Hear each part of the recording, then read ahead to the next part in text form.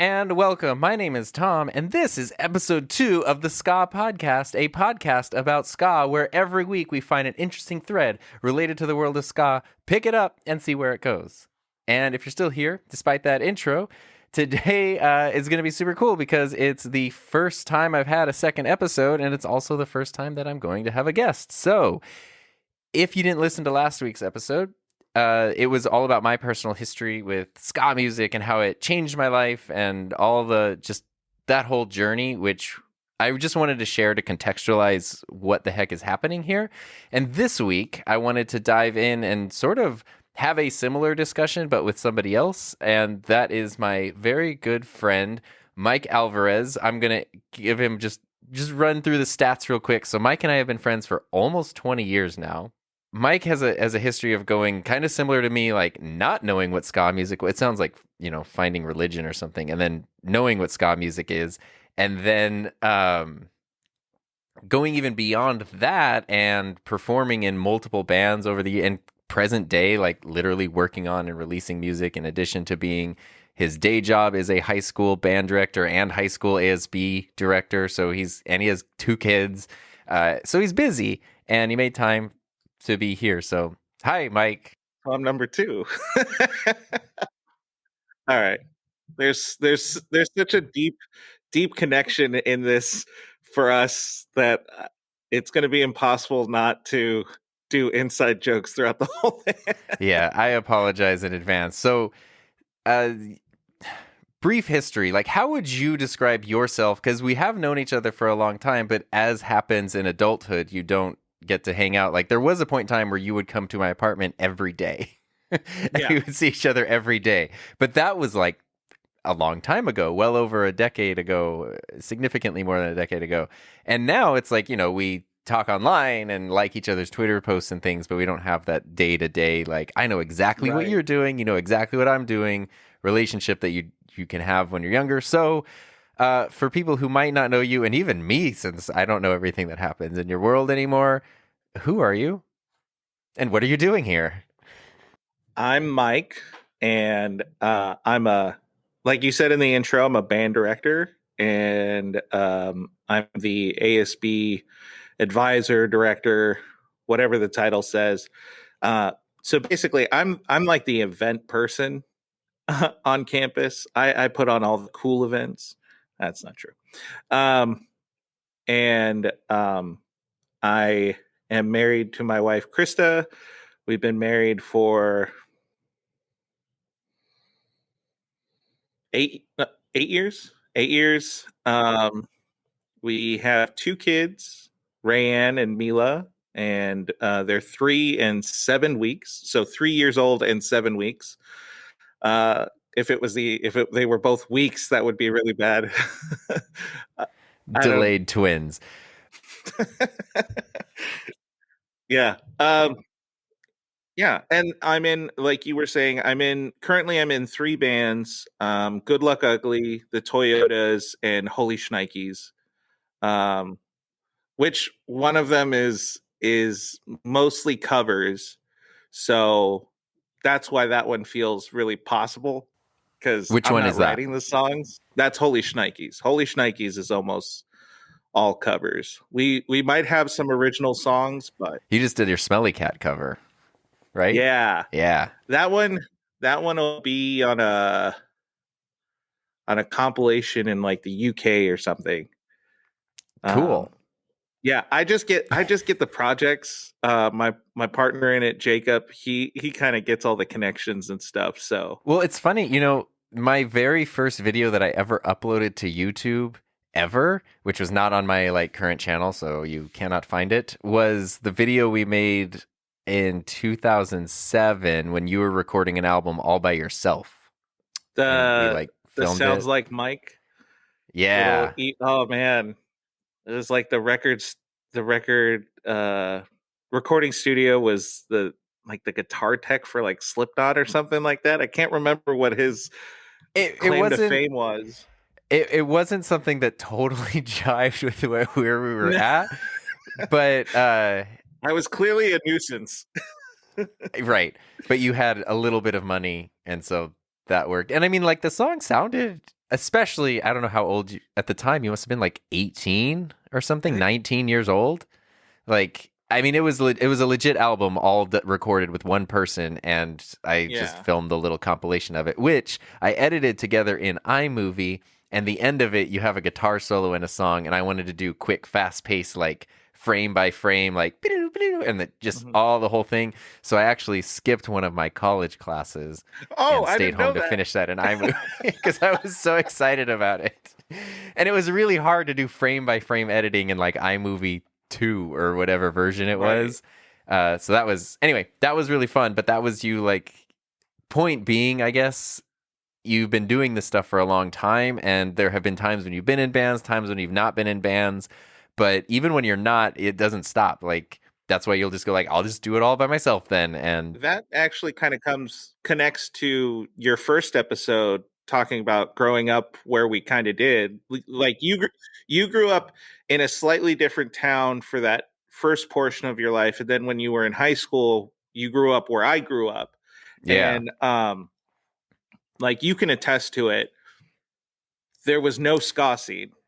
No, there wasn't. In the town I originally grew up in, I didn't say this in the first episode, but it was a town where there was an undercurrent of people who were really happy about being white people. I will let you read between the lines of what I mean with that, but I did not fit in. But as I hear you talk about like being a band director and being in all these bands, which have played, like, you've played in bands at venues where you've gone to shows, which I think is really cool. Yeah. Like, when you can, that's pretty surreal. But I first knew you in the 11th grade. I think you must have been in 10th grade because we're a year different. Yeah, I knew your brother who played music. I played guitar. He had drums, and he was like, you should come over to my house and play drums. And he had a whole room that you could play music in loudly. And I lived in like a little apartment, so that was amazing. But our musical tastes, he and I just weren't totally the same. We did like fun stuff. And then you were his brother who was there. And I recognized you because I had only ever seen you around school wearing Simpsons shirts every day. We didn't talk, but every day you wore a different Simpsons shirt, and not like, oh, he has like 5 or 6 Simpsons shirts, but like you never wore the same one twice, which is very impressive. That's because I had a shirt for every day of the month. Not every day of the week, insane. Every day of the month. I had like 31 shirts. That's how many days are in months, yes. I covered all of them, even March. Yeah, I was the Simpsons kid. That's my go-to like embarrassing story about high school. That's not even embarrassing though. For you. That's like cool. Yeah, I was like, that's why I was like, that was how I knew you when you showed up in your brother's, or in the room that all your instruments and stuff were, because you guys kind of shared. I was like, that's the Simpsons kid. He's cool. Darn right. But I was also the kid that people threatened to stab about the things I liked. So maybe my judgment was. I thought you were cool. I think you were in the right. Let's just put it. I was. Everyone else was wrong. But anyway, at that time, like, I mean, you were Simpsons. I don't remember, because we hung out and we would play music, like your brother and I. Mm-hmm. And then eventually it was sort of like, I don't even remember how it transitioned, but like eventually you were just playing the drums and stuff instead.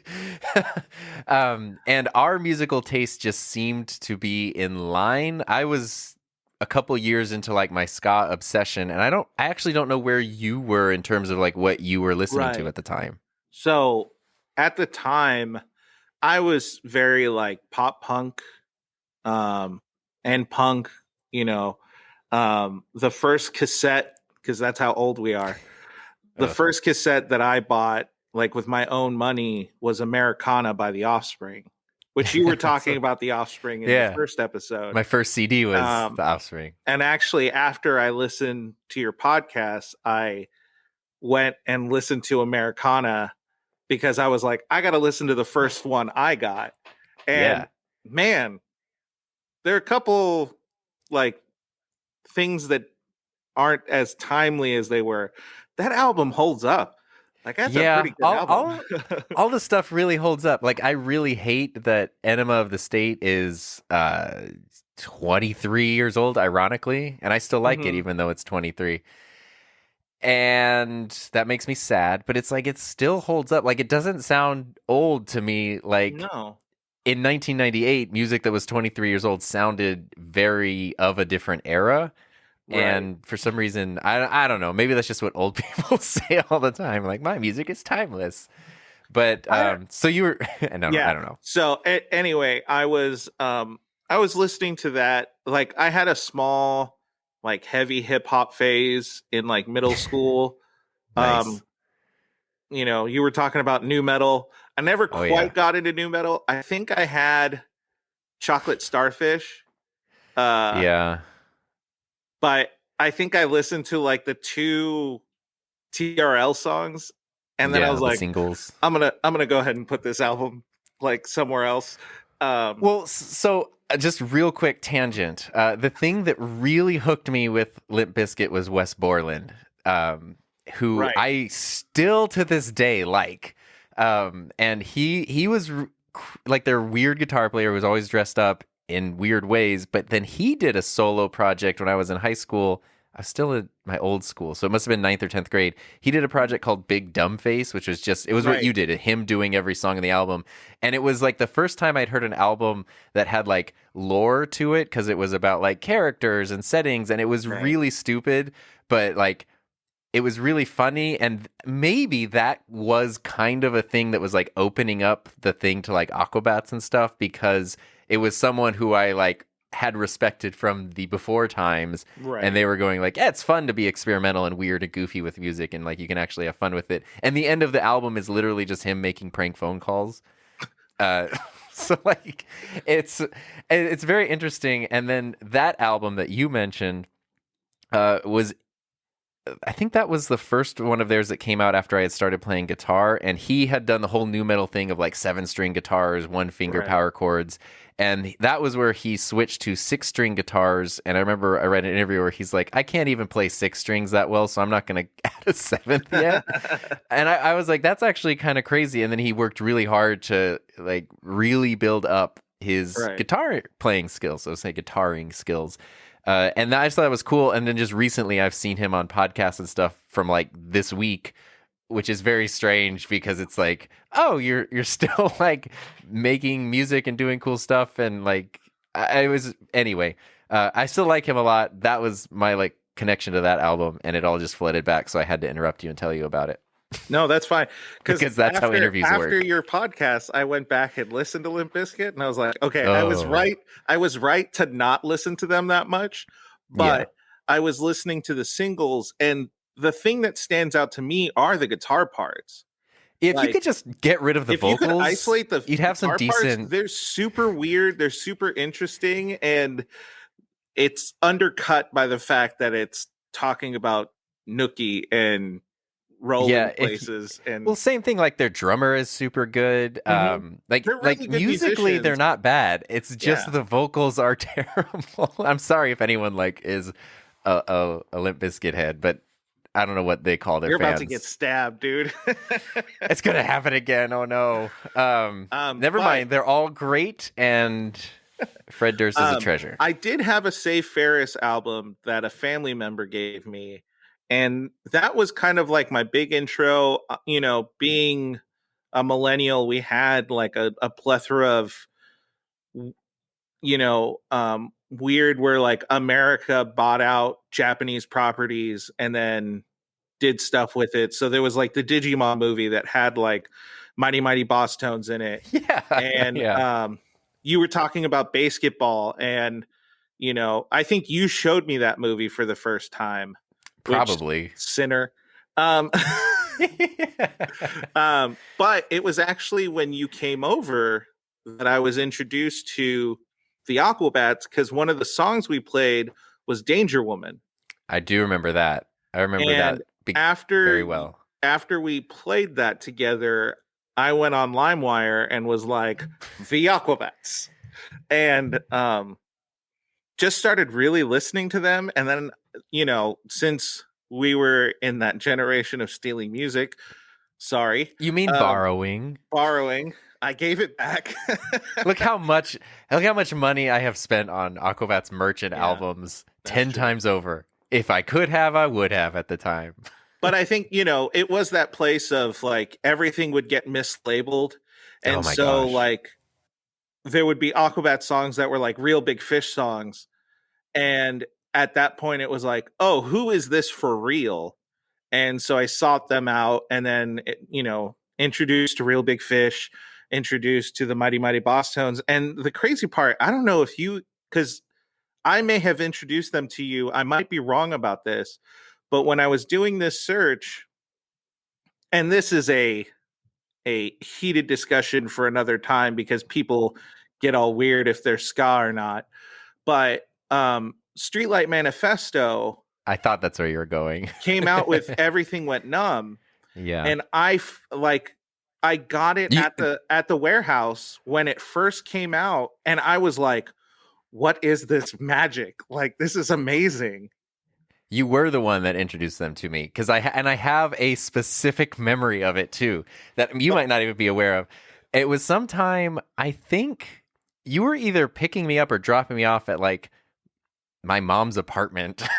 Oh. And you were in your Toyota Matrix, Mhm. which, is like a little like hatchback. It's like a hatchback Corolla basically. And I'm just setting the scene for everyone. And it was nighttime. And I remember your car facing, I think I had come out to meet you. Like you were picking me up and I came out to meet you and your car was sitting there. And suddenly it was just the beginning like saxophone of Everything Right. Went Numb, which was like you had your bass turned up to 11 and it was I was like, oh my God, I'm going to get in trouble for like being a nuisance. But I just remember this Toyota Matrix sitting there with like bump, bump, bump, bump, bump, bump, bump, bump. And I was like, oh my God. And I didn't know what it was, but it sounded great. And that was the first time I heard Streetlight. I'm a very nerdy Mexican. I don't have hip hop or ranchero music playing. I have ska music. But I mean, there's like a huge, this is where like, as a straight white male, I just want to never talk about race or culture because I just don't know how. But there is a strong Latino like influence in ska, and that is very interesting to me. I actually think it's the other way around. What I've started to kind of research more and more into Mexico, trying to go deeper into my roots because my mom is from Mexico, my adopted father is from Mexico, so I grew up this Mexican culture, but I grew up in America, so they were like, no, no, no, no. And I'm finding out how much of a melting pot Mexico is and how influenced Mexico is from Africa. Oh. And from the Caribbean and Jamaica and all of that. And so I wouldn't be surprised if some of the folk music from Mexico took some of the influence from African music, which the African music helped the Caribbean music, which the Caribbean music then turned into ska music. I wouldn't be shocked if that's the timeline, because I don't actually think it's the Latin to the Jamaican, but the other way around. And I mean, I had always thought it just like converged in some way just because, like traditional Latin music has horns and brass and stuff. And it just figured when people are playing that and you have other styles of music that incorporate it, you're just going to go like, oh, look, I also play that. So I will like, you just sort of absorb, like if you play guitar and you hear other guitar sounds. I feel like there is a connection. I don't know what it is historically, but I do think that there is definitely a joining factor in both of them, because there is something similar even within just like some of the folk music of Mexico has kind of this offbeat hit, and sometimes it's fast, sometimes it's slow, but there is this little offbeat thing. And I think that like ska music, I think it kind of pushes it or sits on it a little more, and like some Mexican folk music is just kind of on time in the pocket about it, but there is something there. But yeah, I agree, there is a connection. I don't know exactly what it is. I have my theories. I mean, that's cool. I had no idea. I didn't know that part there. I what I just noticed was there's always sort of been, there's sort of been that influence one way or the Mhm. other. And then looking, because I did that thing where I like the music that I like, and then at ages, 14 to 21, and now that is the music that I like, and Right. I don't know anything else.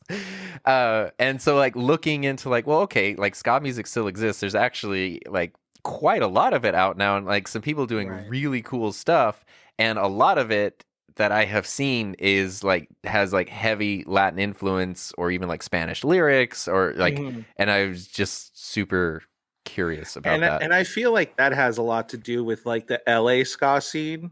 Yeah. Um, there's there's a huge like Chicano wave of ska music where like a lot of them weren't born in Mexico, would really, solidly consider themselves American, and you know, they go places and people are like, "Oh, you speak English," or like all this stuff, and it's like we speak Spanish in our music because it's a connection to what we've grown up with, what we understand. Hmm. But like we're American, we're from LA. Like Right. I know I've heard that, um, Yeah. and so I yeah, that aspect of connection of ska, and like there are definitely Mexican ska bands that are in the heart of Mexico that are like huge. It has a crazy scene down there. But I think a lot of like LA has to do with at least maybe what you might be hearing. Yeah, I mean that completely makes sense to me, but it's also what I like about it, what I talked about last week, like the thing I like the music, I like the culture, the people I met through getting into ska were just nicer people than I had known Yeah. prior. So like all of those things converge to make it something that I became obsessed with. But, the Aquabats being the gateway, a big thing about them is they're very like they are a melting pot in terms of like reference, like in the early 2000s especially, they would redo their website like 8 times a year with different graphics Oh. and different whatevers, and it would always like sometimes it would have a Japanese influence, sometimes it would have a Mhm. Spanish influence, sometimes it would go like into some old retro thing, and so like it Right. was just sort of taking anything from anywhere. And if you go to shows, like they'll throw in like bad Spanish, or they'll throw in something like from Japan or whatever. And it was just sort of what I really liked about that was there wasn't this clear line between like this culture, this culture, this culture. It was sort of like we're going to borrow this thing and like use that. We're going to borrow this and use that, even if it's literally just banter in between songs. If it's a Yeah. if it's a graphic or a styling for like a T-shirt or something, I just thought that was really cool. And for me, it opened up like this sounds really dumb to say, but it like made other cultures less confusing because you Mm. kind of know what you know, and when you just sort of like see other things being used in a way that makes it accessible, you're just like, oh yeah, all that stuff's really cool. And it's not to say that I wasn't interested in other cultures or like that I was scared of them, but I just didn't understand. I just didn't understand. Like I assumed if someone spoke Japanese, that is so inaccessible to me because it's not even based at all in the language that I speak, that it's gonna be very hard to have a connection. But it's like, nope, there's all kinds of stuff. There's music, there's artwork, there's just like visual humor or whatever. Mhm. There's tons of ways to connect, and like the Aquabats and the whole ska area, like it just helped by folding that stuff in very indiscriminately. Like anyone and everyone was a part of it. That was huge to me, and I loved that. Yeah, and I think ska is, and uh, I think people might. There's been a big argument on the internet of like, ska was never gone. There's no new wave because it never really left. It was just underappreciated. And I think there's validity in that, in the sense that it is the most include, from my knowledge and my experience. I could be wrong outside of that. But from my experience, it's literally it's the most inclusive genre I know of, because I can think of, there's like Ska Network, who's very inclusive. There's um, like Ska Punk International, who features um, bands from all over the world all the time. And even now, like I shouldn't be shocked, but it's crazy to see. There's Japanese ska bands, there's German ska bands, there's UK ska bands, there's Jamaican ska bands. That's crazy. No, but that, like it's this thing where it's like I think it's more prevalent around the world, and I think more people find a home there in ska music than most genres.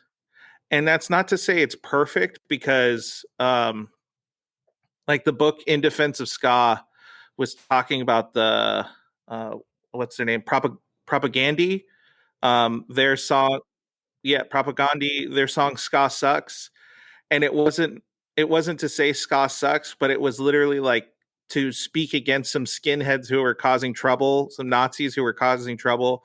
And like their point was like, this is not your thing. Like, don't do this.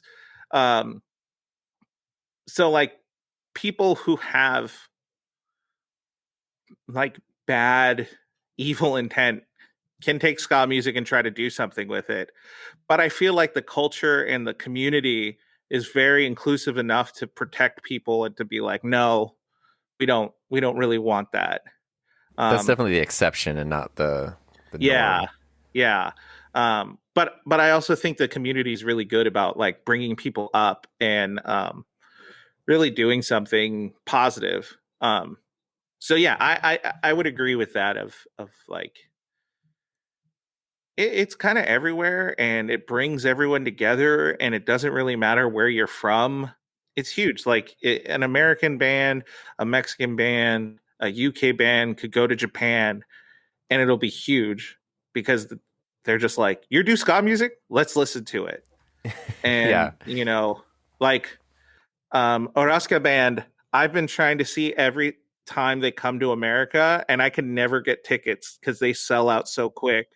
And it's a Japanese band, but they have a huge following here too. And it's, I would love more of that. Like, I think it's rad. I don't know. It is. It's I mean, that's the thing that I love, and I guess that must have hooked. And what is interesting is like, you talk about, okay, I guess I introduced you to Aquabats, badly labeled pirated music, introduced you to the other bands. And then you did that thing, which I don't know if it's as popular to do anymore, as common, but I think part of it had to do with just having a lack of access to information, where you kind of do your own research. Because I can even remember reading liner notes of albums, and you see like someone in a band you like thanks someone from another band, and then you kind of dig into like, what's that band? Or you read an interview with someone from a band and they reference something that they liked, which was huge. Like that's how I got into Operation Ivy, was through the Aquabats. They did do a cover of Knowledge for the Operation Ivy compilation, which is very different from the original. But nice, it was also like version. yeah, with hand farts. But it was that was where I was like, oh, like this band sounds very influential in, and you listen to style and it's like, I mean, you can hear influence, I guess, but you wouldn't really say like the Aquabats play the same exact music as Operation Ivy. Like there's a lot of difference there, but it still makes it interesting. Like, okay, what were the people I admire listening to when they were at a point where they were being inspired and coming up with something that they want to make? And you just kind of follow those threads around. And that's when you come across people, like Tim Armstrong, who then has a hand in like everything to this day. Like there's a connection, and there's a few of those kinds of people throughout at least like the North American ska history, where it's like everything sort of bounces back and is connected in some way. And to me that's fascinating and you find so many good bands and so much good music that way. Because I even remember Rancid specifically was like, I did see kids wearing Rancid shirts a lot, or like sweaters and stuff in high school. And I was always scared of it because it looked like tough, like the logo's like a stencil stamp thing. And it just seemed like, oh, this is like scary, like metal or whatever. And then when I did the digging and was like, okay, here's Operation Ivy, I bought like the big compilation that's like their whole catalog or whatever. And I was like, these songs are great. It's really fun to hear a rough recording of these teenagers recording, songs that are still wildly influential. And then I was like, wait, it's like people from that are in Rancid, And then I listened to Rancid and go like, God, a lot of these songs are just like real catchy and like really Mhm. good and not what I had expected them to be prior to that. And, I don't know. It's just, that was fun. I don't know why I told that story, but I told it. Maybe the point was just how, like, it's so big, but the world is so small too.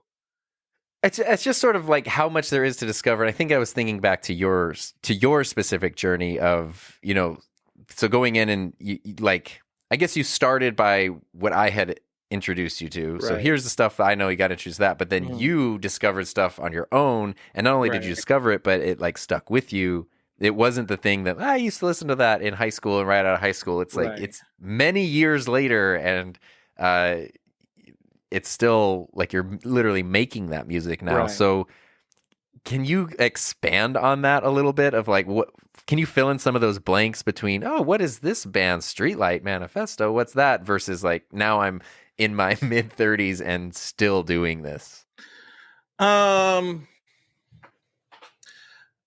well, I think Streetlight may have been one of the biggest influences in that because everything they did um lyrically was very complicated. They were talking about suicide, they were talking about the dangers of capitalism, they were talking about um injustices. They were talking about a lot of things that um I think in a lot of ways affected me that I had experience in, but I didn't know how to do it. And at that time, Blink 182, they're talking about like girls and farts and different things, and like the Aquabats, it they're so playful, but it was this thing where it was like you can have this music and we won't sacrifice the lyrics. We won't sacrifice the musicality because the music is very good. Like they do some amazing things, the harmonies, the horns, they're all amazing musicians.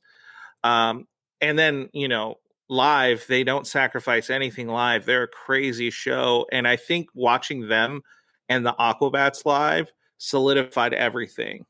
Um, and I think too, like our friendship helped that too, because we were the only two that really dug that stuff.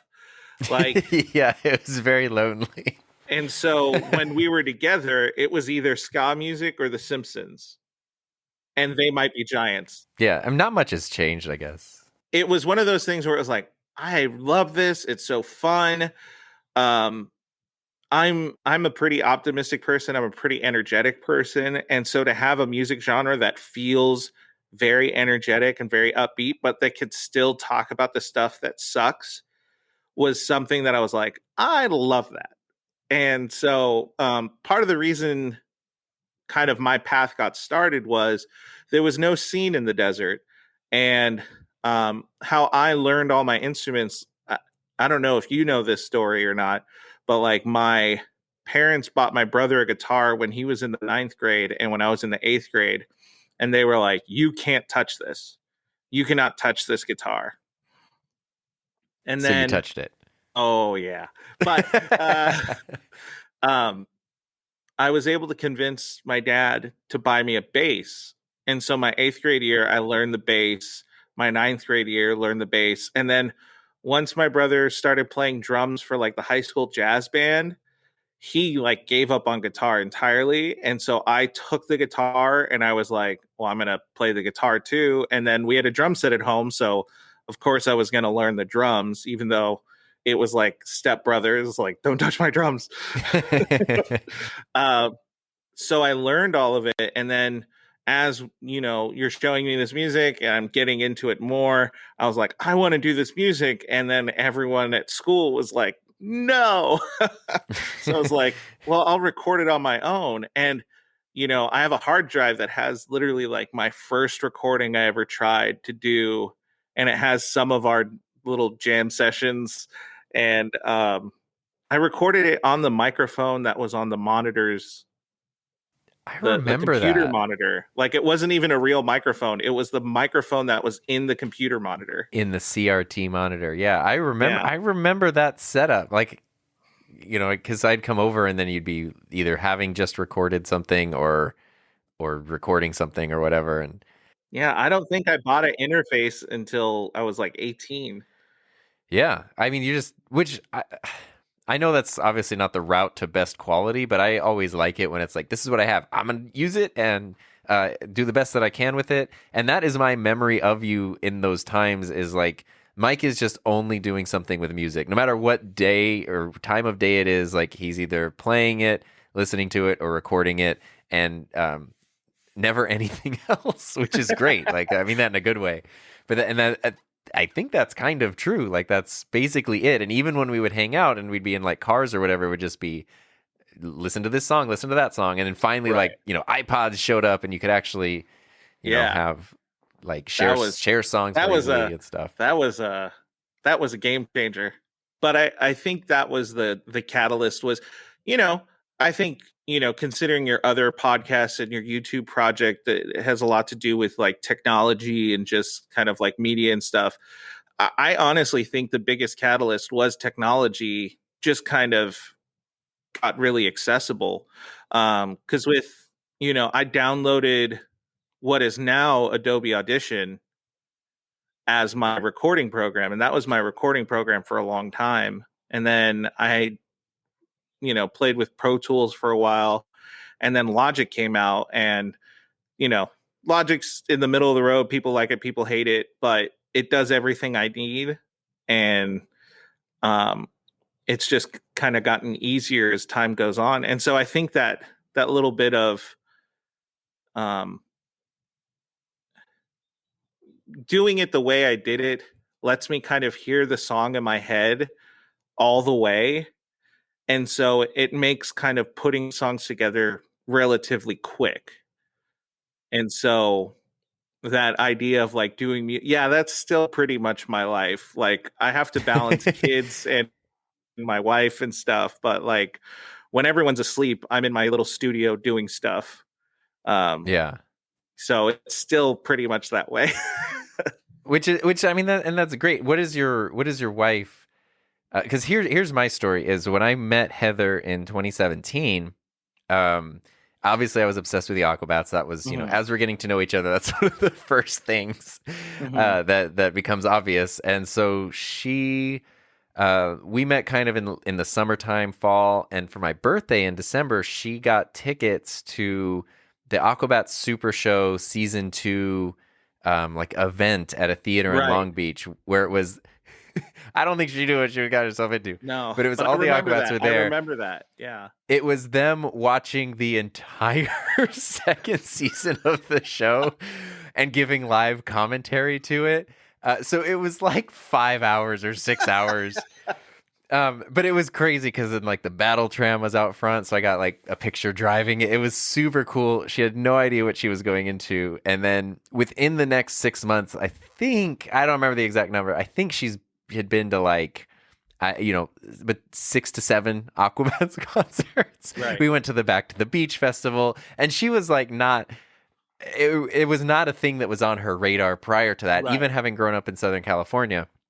And so what was really interesting to me was when we went to Back to the Beach, which was like 3 years ago, and that was where at Huntington Beach, I have the poster somewhere. So it had, it was 311 was one of the headliners, but aside from them, it was Amber, Sublime, Mighty Mighty Boss Tones, Aquabats, Hepcat, Less Than Jake, Mad Caddy, Suicide Machine, Big D, Fishbone, Save Ferris, Interrupters, Mustard Plug, Agrolites, and the Untouchables. Like, that's a great lineup of ska bands. And then there were like Real Big Fish isn't on there, but like half of the members were in other bands that played. And then like I got to see Goldfinger play Superman with Travis Barker on drums, Aaron Barrett on guitar, the guy from No Doubt on bass. Also, I don't know if Mike Carrera was there. It was like this. And then also like the horn section of the Mighty Mighty Boss Tones with the Aquabats. It was just, what is happening right now?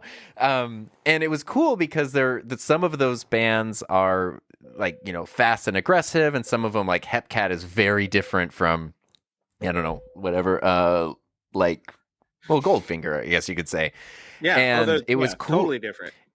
It was cool to see someone who wasn't really familiar with these things just sort of naturally like, I like this, I don't like this. And to me, because she has a background in, she grew up and still likes, just pop music and like highly polished Right. pop music, which through Suburban Legends, I gained a totally different appreciation for over the Right. years. Because as a kid, you're just like, I want to listen to cool music. And then I was Right. like, oh no, like they're working really hard to be like really polished, and it's actually super cool. Yeah. But anyway, she had that background and then like hip hop dance stuff, and to see with those backgrounds what I don't know, it was just so interesting. And then she totally likes it, so I'm curious. I'm curious. Your wife's now been close to a decade of dealing with this, so I'm curious how that came about and has gone. And I'm also curious about your kids and if what their one of them is 7 weeks old, so Right. awareness might be a little low on the ska scene Yeah. currently. She's skanking. But your but your older daughter is like she's definitely old enough, I'm sure, to have Right. preferences in music or an awareness of music, to know that you play music and it's a thing. So Right. I'm curious, like as an adult now, how does it fit into that family life? So like Krista, her background in music it's a mixed bag, but she does love pop music. She really likes hip hop. She will crank all the Fast and the Furious soundtracks. Like she loves those. I mean, who wouldn't? They have some bangers. I mean, that's how I got into Skrillex, was ironically, and then it turned to not ironic. I was like, I think I just like this now. But a friend of hers in high school gave her like a mix CD, and it had like the Aquabats and Real Big Fish. It's and the so same she story. had been introduced to it. But what's funny is like there's some bands that she really likes. And then when Goldfinger kind of came back and came out with The Knife, she couldn't stop listening to that album. I love that album. We named our second daughter Mila because of that album. Oh my like our God. daughter's named It's a really Mila. good album. It's a really Wow. solid album. And so Ray like listened to that album nonstop while she was in the womb because it was just always playing. And then funny enough, the band she really likes is the Aquabats. I mean, that makes sense. One of the songs we listen to a lot that she will like still request is Pajamas On. And shoot, I'm blanking on the names, but two of the songs from the newer albums that sounded like Halloween songs. Yeah, spooky. Yeah, but there was like No One Wants to Come Over. That song I'm blanking on the like the exact party. title. It's not the party Yeah. song, but yeah, party one. And I'm just bringing up, I think it's Monsters and Aliens, or Aliens and Monsters. I love She that likes song that so song. much. It's But so good. she had this weird spooky phase where she was really into Nightmare Before Christmas, and then she wanted to hear Oh. everything spooky. So those two songs from like October until Christmas, that's all she listened to. That's awesome. Well, which is really funny because, I mean, I don't know. I mean, Nightmare Before Christmas obviously is very visual, but soundtrack wise, and even She going to like the loves the Simpsons and stuff. soundtrack. She loves Well, it. wait, I might be misspeaking or having an old person moment. Danny Elfman is involved, yes? No. He wrote the music, and he's the singing voice for Jack. Okay, I wasn't a crazy person. Because No. that, like, I had always liked him, like his soundtrack work, and then through the Aquabats, that was how I discovered Oingo Boingo. Or I was like, oh, he has this band which has like all kinds of influences to it, and very much a like an upbeat, like dun, like that kind of thing. And I realized from an early age, anything that has sort of like that offbeat, upstroke, whatever, I've always been drawn to it. And that goes, so it was interesting because it's like, not that you hear that a ton in Nightmare Before Christmas, but it pops up, and then her ear just went to like the Aquabats, who were inspired, of course, in no small part by Oingo Boingo. It's like, that's where it's all connected. And it's interesting that literally a pure, like unfiltered ear will still like find those trails to follow. Right. It's one of those things that like, I think she would really like Oingo Boingo. It's just some of the content. I'm like, she maybe is too young to listen to. Yeah, a little PG, maybe PG-8 over there, you know? yeah. But yeah, I loved Danny Elfman. I had always had an affinity for orchestra music, The Simpsons, and well, The Simpsons, but like the Batman soundtrack, yeah, all of his movie soundtracks. When he did Spider-Man and most of the Tim Burton movies and stuff like that. But it wasn't until that compilation that the Aquabats did Controller and Suburban Legends did On the Outside that I was like, oh, this is a cover. And then I sought out Oingo Boingo and I was like, oh, this is fantastic. This is great. Same story for me. That was Controller. That was the thing that hooked me. And then the small world of it version. all. John Avila, who was the bass player for Oingo Boingo, was the one who recorded Real Big Fish's 2 commercial, not the earliest one, but like the one that has Sellout and then the one that has the Turn the radio off. Yeah, turn the radio off. And Why Do They Rock So Hard? Yeah. That's the one. And then he also was the recorded with Suburban Legends Rump Shakers. And I will tell you my most embarrassing story to wrap around how small this world was. When I was at college, I had an opportunity to perform for John Avila. And then after that, I absolutely missed my shot because in The Kids Don't Like It, there's a portion where the hi-hat tone changes. It just changes. It goes from dark to bright. And we had a Q&A session, and me, like a 19-year-old idiot, rose my hand and was basic. I don't remember what I said, but the basic sentiment was, hey, you messed up. What was up with that? And you were the guy that was like, in this scene, Itchy strikes Scratchy's bones I hate myself to this day for it. But his response was so gracious of, oh, I don't know. It probably just happened. I was just like, so yeah, I don't really care. Yeah. Moving on. That was that moment where I was like, no. That goes my shot. Was the impulse in doing that like to demonstrate how closely you're paying attention to his work, or was it to like point out a flaw? You know what? Let's go ahead and say A. Sure. But I'm pretty sure I'm pretty sure it was B because I was being a dick. But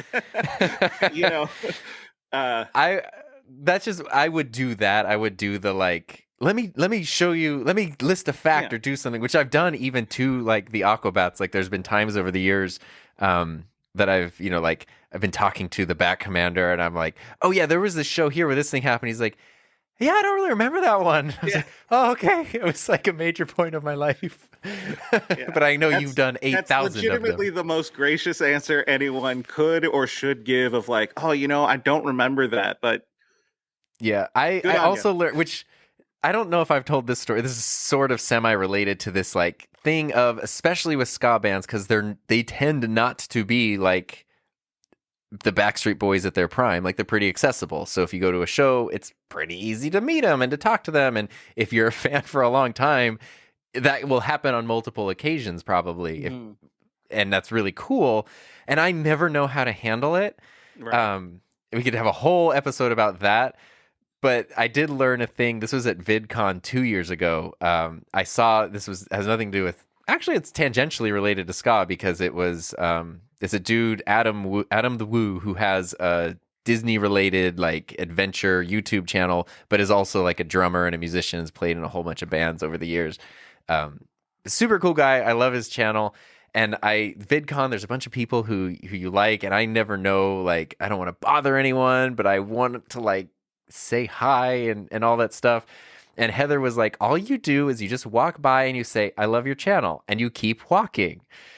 She's like, you don't have to turn it into a thing. You don't have to stop. You don't have to take their time. And I was like, yeah, okay. And so I saw him coming my way and I was like, I'm going to do it.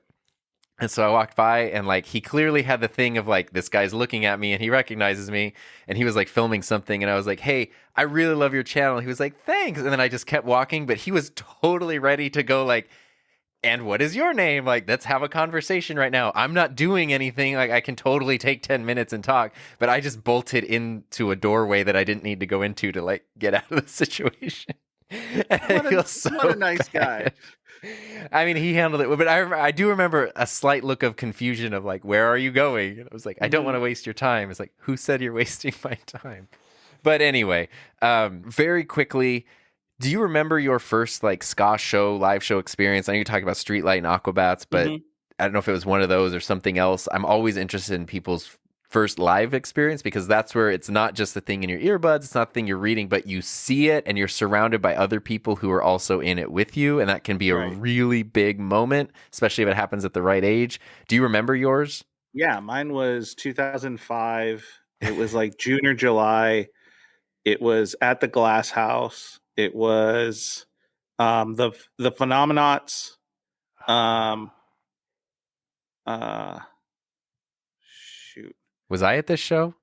No, I went with someone else. I went with a How I went with a girl. No. Nerd. Yeah. I thought you were gonna press a girl by going to a ska show. No, it was like because I had a friend who they were all into the Aquabats too. It was that like Mormon connection, and but they drove me out there, so I'm not going to say anything. And gosh, 3-piece band. They wore like space Supernova. Thank you. So it was the Phenomenauts, Supernova, and the Aquabats. And that was my first show. And I still have a photo with my friend. And at the end of it, and we are drenched in sweat. And I gotta believe it's not all ours. We were like close to the front for a while. We were by the pit. We danced in the pit. It was this crazy thing where I was just like, this is chaos, yet somehow everyone is a really good sport about it. And so there's no confusion. Cause we in Palm Springs, when we were at the age where we were kind of making our own decisions about music, there was a huge hardcore scene. There and was. Like, whatever people were listening to, all the bands were hardcore. And so all the shows in the desert were hardcore shows. And I remember walking down downtown Palm Springs because my friend was like at this show and I was meeting him there. And a person, it was like a girl I went to high school with, came out and she had a giant welt on her forehead because the pit was just so crazy. And, that's not a reflection of all hardcore shows, but that was my only experience with pits. And so to have this pit where like people are skanking about and just dancing and enjoying themselves and no one's pushing each other. And then if there was someone who was getting rowdy, the whole crowd would be like, no, you need to calm down. I was just like, I was just like, this place is so safe and so fun. And the show was ridiculous. Yeah. And, for me, it was my first like real show. I had seen like swing bands and big bands, and I'd gone to musicals before, but this was the first band that I had like a connection to, and I knew the words to all the songs, and it was just a fun experience. And then that was a spark that made me go, I got to go see every band I love. And the next show I saw was like Streetlight Manifesto and Real Big Fish. And you and I had gone to Disneyland a few times to see Suburban Legends. Yeah. And, we together had gone to a bunch of Aquabat shows, and all of that sparked from that experience at this little, which the Glass House is for its venue, a very famous venue. Like lots of bands go there, lots of big bands go there, but it feels really tight knit and small and fun. And that sparked it. So it was the Aquabats like Of course. 27 years ago, 26 years ago. Wait, no, Or that's not possible. 16 years ago. Okay. I was like, Jesus, what year is it? But I was looking because we were texting before this. Your contact picture in my phone and stuff is a picture I took, I think, outside of the glass house. And it's you. I like just held up a camera and took a photo real quick, and you're like surprised and sweaty and wearing an Aquabat shirt. And that has been my contact info since probably 2007 or so. And even today it was like, Mike has a new photo of him like holding his daughter. Do you want this to be the contact photo? And I was like, nope, I'm going to stick with this one. That's fair. But anyway, yeah, nothing against your beautiful family, but you know, I got this photo. I'm pretty sure, wasn't that the show where they did Charge front to back? I think so, and you're wearing the shirt. I can see it from here. It's the one where it's the guy and it says the Aquabats rules. Yeah. Their ability to play with the letter S. I am always a fan of incorrect spelling on purpose, and I'm a committer of incorrect spelling on accident too. So anyway, I think that I would love 1,000% to have you on future episodes and we can talk more about ska, because I feel like we could do a whole season about stuff. But in the meantime, thank you for staying basically late at work to do this. I appreciate that very much. You're good.